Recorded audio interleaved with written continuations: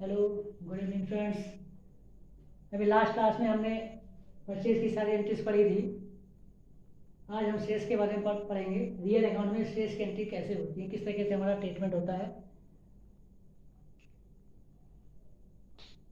अभी मैंने last class में भी आपको बताया था कि मैं सिर्फ एक टॉपिक अभी लेके चल रहा हूँ ताकि आपको क्लियर हो जाए सारा कॉन्सेप्ट क्या होता है, कैसे रियल अकाउंट में मेंटेन किया जाता है, कैसे परचेज की एंट्रीज होती हैं अगर रियल अकाउंट के बेस पे चलते हैं। तो लास्ट टाइम पे मैंने आपको बताया था कि purchase of furniture for cash, it means कि हमारे पास आया furniture account debit to cash. आप देख सकते हैं लास्ट क्लास में भी motorcycle for cash, motorcycle account debit to cash, debit what comes in motorcycle, credit what goes out cash. Land and building for cash, debit what comes in land and building account debit to cash. Purchase goods, मैंने ये भी बताया था कि goods में कभी भी goods का यूज नहीं करना है आपको, हमेशा परचेज और सेल दिखाना है। आज हम लोग सेल्स के बारे में बात करते हैं। पहली हमारी एंट्री है sold old typewriter for cash. जब भी हम कुछ बेचते हैं, ये पेन अगर बेचते हैं, मार्कर बेचते हैं, तो हमारे पास कैश आता है। फर्नीचर बेचते हैं, मोटरसाइकिल बेचते हैं, कार बेचते हैं, बट और कुछ भी हम बेचते हैं, ठीक है, तो हमारे पास कैश आता है। तो हमारी एंट्री के हिसाब से हमारे पास क्या आना चाहिए, sold old typewriter for cash. It means हमारे पास क्या आया, debit what comes in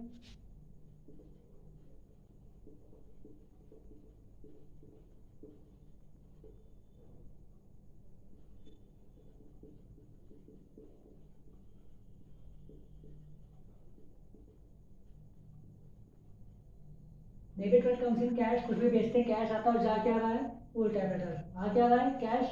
real account के हिसाब से debit what comes in, credit what goes out. जो चीज़ आ रही है उसको डेबिट करते हैं, जो चीज़ आ रही है उसको क्रेडिट करते हैं। तो आ रहा है हमारे पास कैश और जा रहा है ओल्ड टाइपराइटर।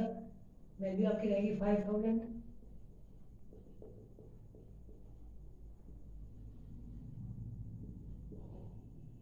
सोल्ड अलमीरा फॉर कैश, यहाँ पर भी सेम है। बेच रहे हैं तो आपके पास कैश आना है, आप खरीदेंगे तो आपके पास से कैश जाएगा। अब यहाँ पे बेच रहे हैं, आ क्या रहा है कैश और जा क्या रहा है अलमीरा। तो एंट्री अब करेंगे कैश अकाउंट डेबिट।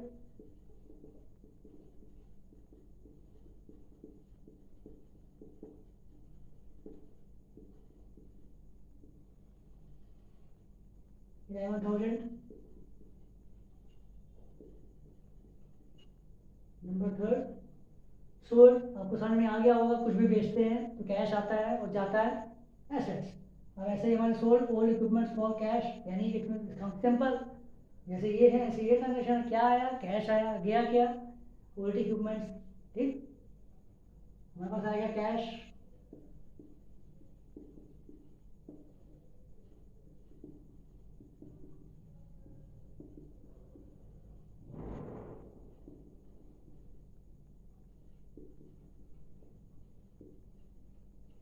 3000।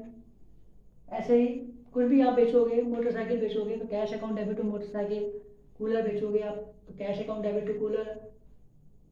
कार बेचोगे, car account debit, cash account debit to car. इसी तरीके से कोई भी ओल्ड फर्नीचर आप बेचते हो तो cash account debit to old furniture.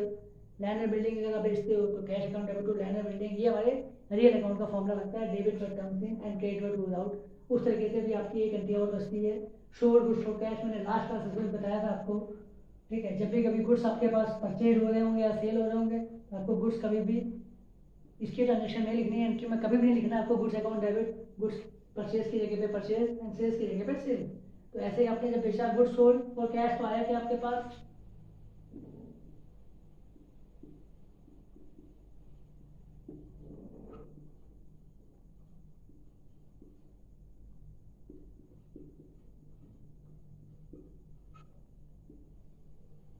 इस तरीके से आपकी एंट्रीज होंगी।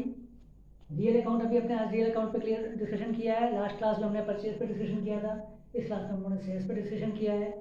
नेक्स्ट क्लासेस में जब भी हम आपसे दोबारा मिलेंगे तो हम लोग पर्सनल अकाउंट पे डिस्कशन करेंगे। Good night.